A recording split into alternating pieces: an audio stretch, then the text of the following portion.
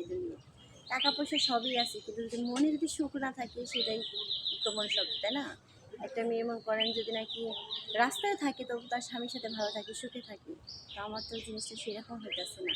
আমার টাকা পয়সা সবই আছে, দেখেন আমি একটা বাগান নিয়েছি, এই বাগানটা কিন্তু আমাদেরই।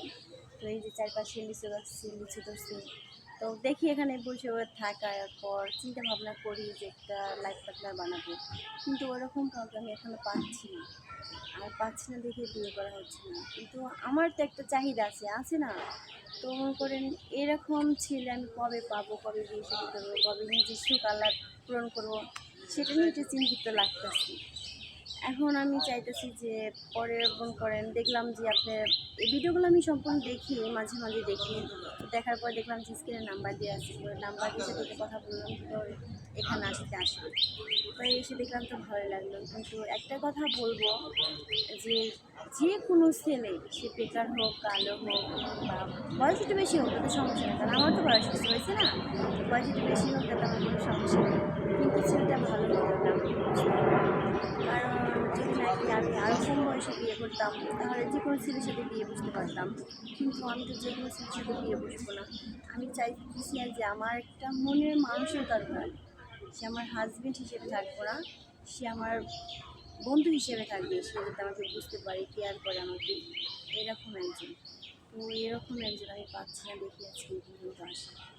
তো একটা কথা বলবো আমি, যে যদি কেউ থাকেন এরকম যে বেকার, কাজ কাম করতেছেন না, বেকার ঘুরতেছেন, মনে করেন অনেক গরিব মানুষের সাহায্য নিয়ে চলাফেরা করতেছে, তো তাদের একটা কথা বলবো যে যদি ভালো হন, ভালো হতে হবে, মনটা ফ্রেশ থাকতে হবে। যদি আমাকে বিয়ে করতে চান তাহলে আমাকেই শুধু ভালোবাসতে হবে, আর কোনো মেয়ের দিকে তাকানো যাবে না। কারণ আপনারা তো ভালো করে জানেন যে একটা মেয়ে সব কিছু সহ্য করতে পারে, তার স্বামীর ভাগ কাউকে দিতে পারে না।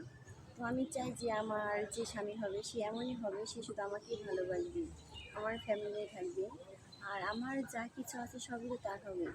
তো সেরকম যদি ছেলে কেউ থাকেন তাহলে অবশ্যই আমার সাথে যোগাযোগ করবেন। আর আমার সাথে যোগাযোগ করতে হলে আমার ভিডিওটা সম্পূর্ণ দেখতে হবে।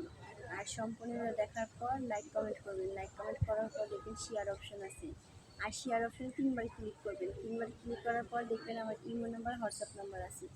আপনার যেটা ভালো লাগে, ইমো ওয়ান আর হোয়াটসঅ্যাপ ওয়ান, যেটা ভালো লাগে সেটা আমার সাথে কথা বলতে পারবেন।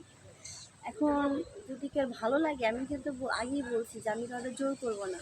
তো মন থেকে চাই যে না, এই আপুটারে ভালো লাগতেছি, আপুটারে আমি বিয়ে করতে চাই, আমি যেহেতু বেকার আছি, তো আপুটার সাথে কথা বলে দেখি সব কিছু করা কি যায় কি না। তো আমি তাদেরই বলতেছি যদি ভালো লাগে তাহলে অবশ্যই আমার সাথে যোগাযোগ করবেন। আর আমাকে বিয়ে করার পর কাজ কাম আপনাকে কিচ্ছু করতে হবে না।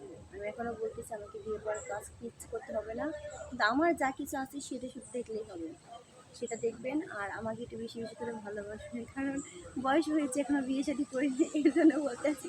স্বামী সুখটা যাতে কীভাবে আমি সেটা জানি না, তবে এই স্বামী সুখটা যদি ভালোভাবে পাই, তেমনি যা চাহিদা থাকে যে পৃথিবীর সব কিছু তেমন তাই হয়ে যায়, কিন্তু আমার স্বামী আমার পাশে আছে। তো আমার পাশে থাকার দরকার একটা বট গাছ, তো এরকম তো আমি কারো পাচ্ছি না। তো এখান যদি পাই তাহলে আমি অবশ্যই বিয়ে করবো। আমি তো আগেই বলছি যে বিয়ে হোক, কালো হোক, ফর্সা হোক, একটু বয়স হোক, তাতে সমস্যা নেই, কিন্তু মনের মানুষ হতে হবে, ভালো মানুষ হতে হবে। দর্শক, আপার কথা শুনলেন। আজকে আমরা এখান থেকে চলে যাব, আজকে আমাদের শেষ পর্ব এখানে। যেহেতু আপনারা জানেন আমাদের স্ক্রিনে নাম্বার দেওয়া থাকে, এই নাম্বারের সাথে যোগাযোগ করবেন, আমাদের কর্তৃপক্ষ আছে তাদের সাথে যোগাযোগ করবেন। যদি কোনো হৃদয়মান ব্যক্তি, আপুর অনেক কথা শুনলেন, আমরা অনেক পর্ব দেখাইলাম আপনাদের, যদি ভালো লাগে তাহলে স্ক্রিনে নাম্বার দেওয়া আছে, যোগাযোগ করবেন। আজকের জন্য এখানে বিদায় নিচ্ছি। আসসালামু আলাইকুম।